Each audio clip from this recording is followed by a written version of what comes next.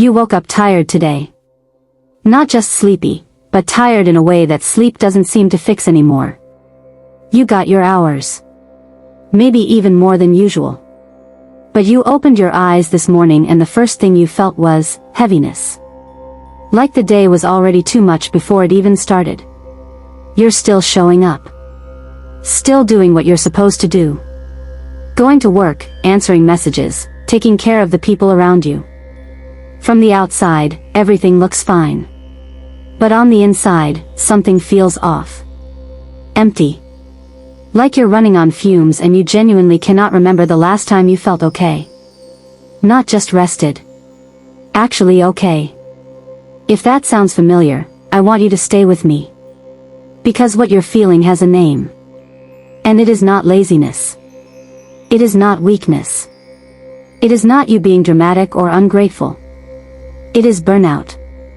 And today I'm going to walk you through 7 signs so you can finally understand what's been happening inside your body and your mind.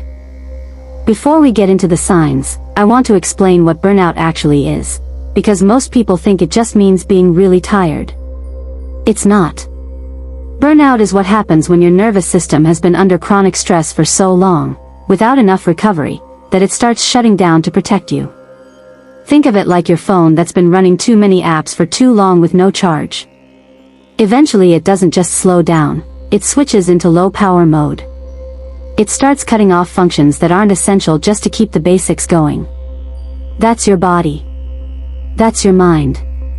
That's what's happening when everything feels harder than it should, when you stop caring about things you used to love, when you feel like a version of yourself that you don't quite recognize.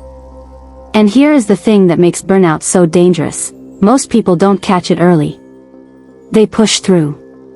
They tell themselves they just need to get through this week, this month, this season. And by the time they realize something is seriously wrong, they've been running on empty for months. So today, I want to give you the signs early, so you can catch it before it catches you. Sign number 1, everything feels harder than it should. Simple tasks feel monumental. You open your laptop and just stare at the screen.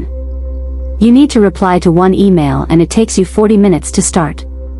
You have to make a small decision: what to eat, what to wear, what to do first, and your brain just freezes. Imagine this.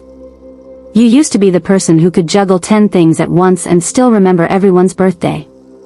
Now you forget why you walked into a room. You read the same sentence 3 times and it still doesn't register.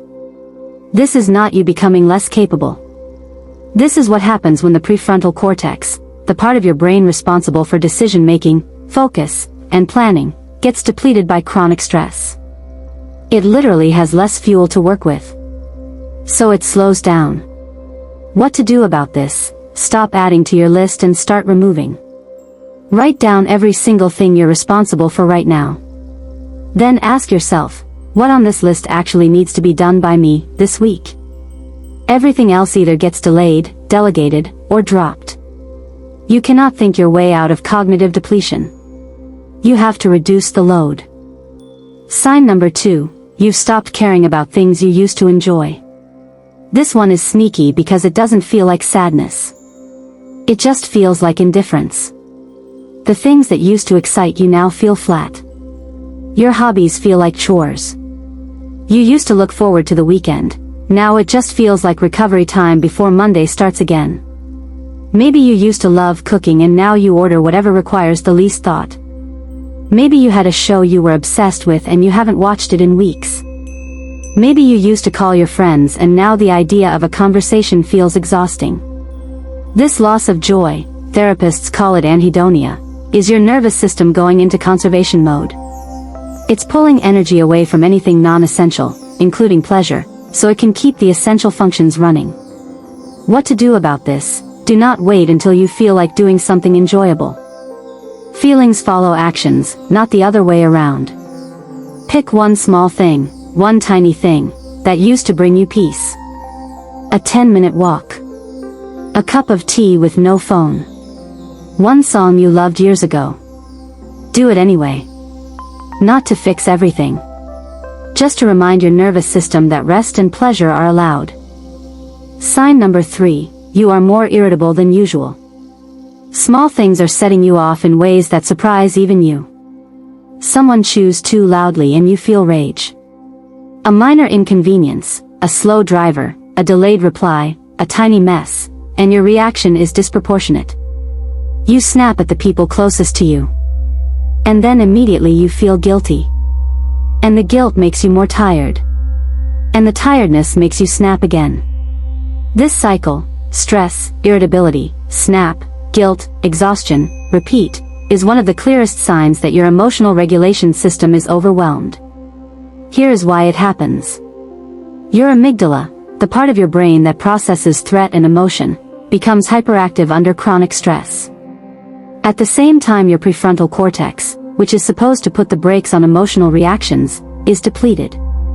So you have more emotional fire and less ability to manage it. The result is that things that wouldn't normally bother you feel intolerable. What to do about this?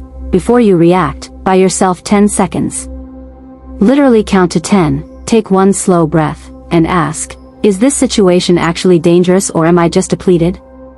Most of the time it's depletion. Name it to yourself, I'm not actually angry about this. I'm exhausted. That small pause can stop a lot of damage to the relationships you care about. Sign number 4, you are always tired but you cannot sleep.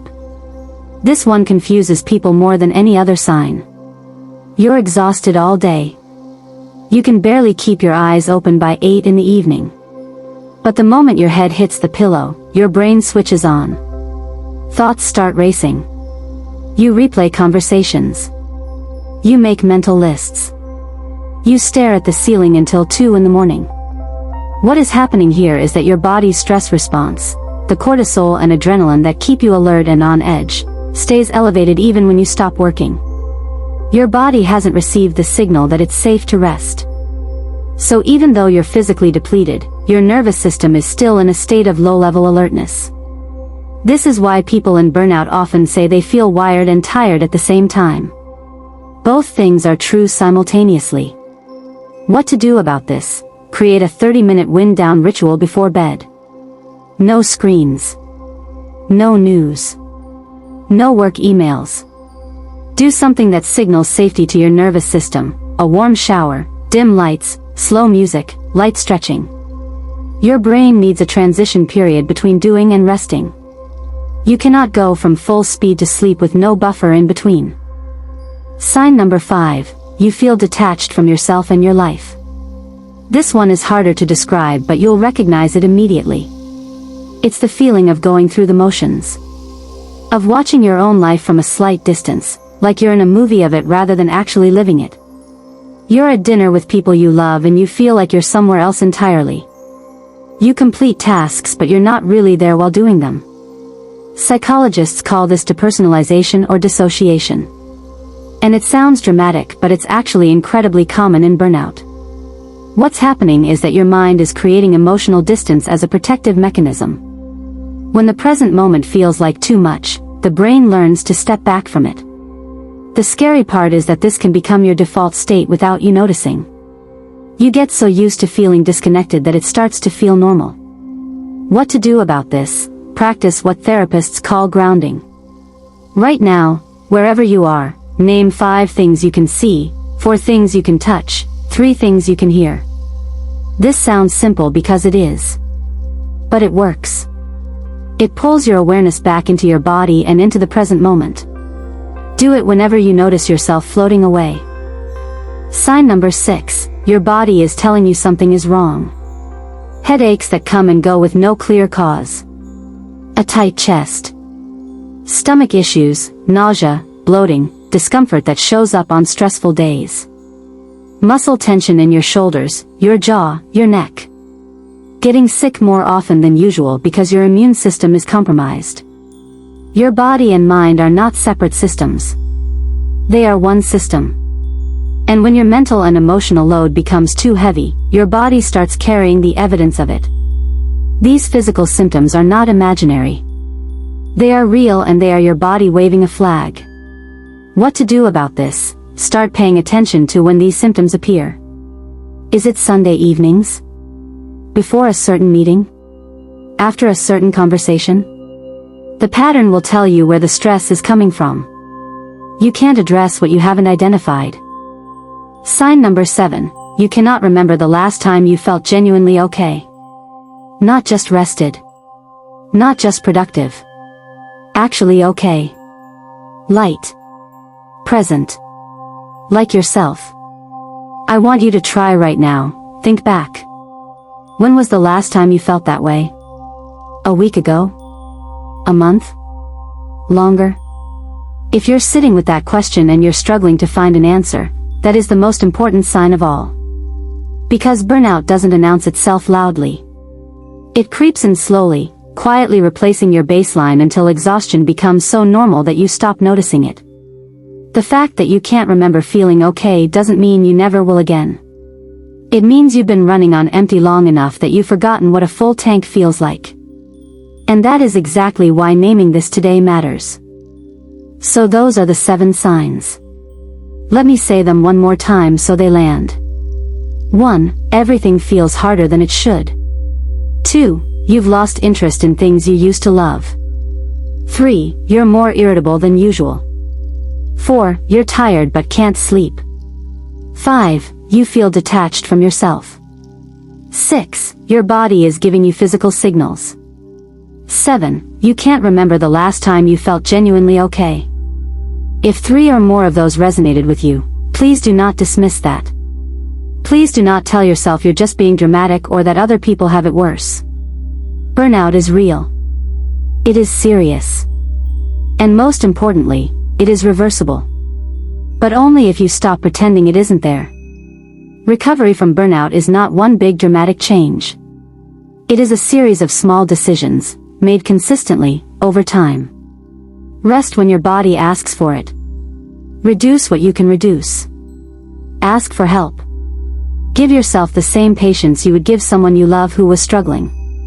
Tomorrow on this channel I'm going to share the 5 things that emotionally healthy people do differently, and how you can start doing them too, no matter where you're starting from. Subscribe so you don't miss it. And before you go, drop a comment below. Tell me which of those 7 signs hit closest to home for you. Just a number is fine. I read every single comment and I want to know. Take care of yourself today. I'll see you tomorrow.